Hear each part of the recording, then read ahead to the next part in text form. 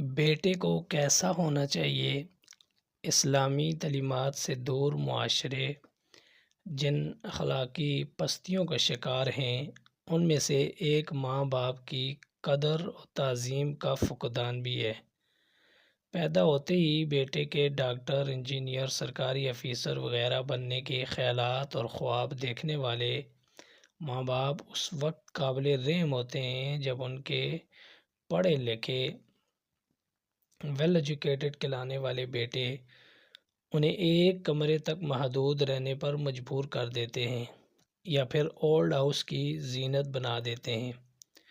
توتلی زبان میں آدھی آدھی باتیں کرنے والے بیٹے کی ساری باتیں سمجھ لینے والے ماں باپ جب بڑھاپے میں آپ چپ رہیں، آپ کو کیا پتہ جیسے جملے سنتے ہیں تو ان کا دل کہتا ہے ہمارے بیٹے کو ایسا نہیں ہونا چاہیے۔ قرضداری، تنگ دستی، بے روزگاری جیسی نہ جانے کتنی آزمائشوں کا سامنا کر کے ایک سے زائد بچوں کی یکساں پرورش کرنے والے ماں باپ کو جب بڑھاپے میں 2 وقت کھانا بھی مانگنے پر ملتا ہے تب وہ کہتے ہیں کہ ہمارے بیٹے کو ایسا نہیں ہونا چاہیے۔ دنیاوی ترقی کی دلدادہ اکثریت اپنے بیٹوں کو فقط دنیا سکھاتی اور علم دین سے دور رکھتی ہے۔ انہی ماں باپ کو جب بڑھاپے میں یہ بیٹے اپنے لیے بوجھ اور سنبھالنا مصیبت سمجھتے ہیں تو یہی ماں باپ کہتے ہیں کہ ہمارے بیٹے کو ایسا نہیں ہونا چاہیے۔ بیٹے کو عالم دین، علم دین سکھایا ہوتا، عالم بنایا ہوتا تو ماں باپ کو شاید ایسا نہ کہنا پڑتا۔ آخر بیٹے کو کیسا ہونا چاہیے؟ آئیے اس سوال کا جواب اسلام سے پوچھتے ہیں۔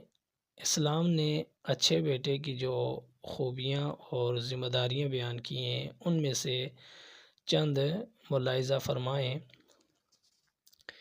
بیٹے کو ماں باپ کے ساتھ حسن سلوک اور نہایت نرمی سے پیش آنے والا، بوڑھے ماں باپ کو جھڑکنا اور غصہ دکھانا تو دور کنار اف تک نہ کہنے والا، شفقت و مہربانی کرتے ہوئے ان کے سامنے عاجزی کرنے والا اور ان کے لیے اللہ رب العزت کی بارگاہ سے رحمت طلب کرنے والا ہونا چاہیے۔ بیٹے کو ماں باپ کی خدمت کے دوران پیش آنے والی ہر طرح کی تکالیف کو خندہ پیشانی سے برداشت کرنے والا ہونا چاہیے۔ جیسا کہ ایک صحابی نے اپنی ماں کو کندھوں پر اٹھائے سخت گرم پتھروں والے راستے پر چلتے ہوئے 6 میل کا سفر طے کیا۔ وہ پتھر اتنے گرم تھے کہ اگر گوشت کا ٹکڑا ان پر ڈالا جاتا تو وہ کباب ہو جاتا۔ بیٹے کو دن رات کی پرواہ کیے بغیر والدین کی خدمت میں مصروف رہنے والا ہونا چاہیے، جیسا کہ حضرت سیدنا بایزید بستامی رحمۃ اللہ تعالی علیہ سخت سرد رات میں ماں کے لیے پانی کا پیالہ لیے ساری رات کھڑے رہے، یہاں تک کہ پانی بہہ کر انگلیوں پر جم گیا اور برتن انگلی سے چمٹ گیا۔ جب چھڑایا تو انگلی سے جلد اکھڑنے پر خون بہہ نکلا۔ بیٹے کو ماں باپ کی ہر ناگوار بات اور ناروا سلوک پر صبر کرنے والا اور ہر حال میں ماں باپ کو راضی رکھنے کی کوشش کرنے والا ہونا چاہیے، جیسا کہ ایک بار رسول کریم صلی اللہ علیہ وسلم نے فرمایا، جس نے اس حال میں شام کی کہ ماں باپ کے بارے میں اللہ عز و جل کی نافرمانی کرتا ہے، اس کے لیے صبح ہی کو جہنم کے 2 دروازے کھل جاتے ہیں۔ تو ایک شخص نے عرض کیا، اگرچہ ماں باپ اس پر ظلم کریں؟ فرمایا، اگرچہ ظلم کریں۔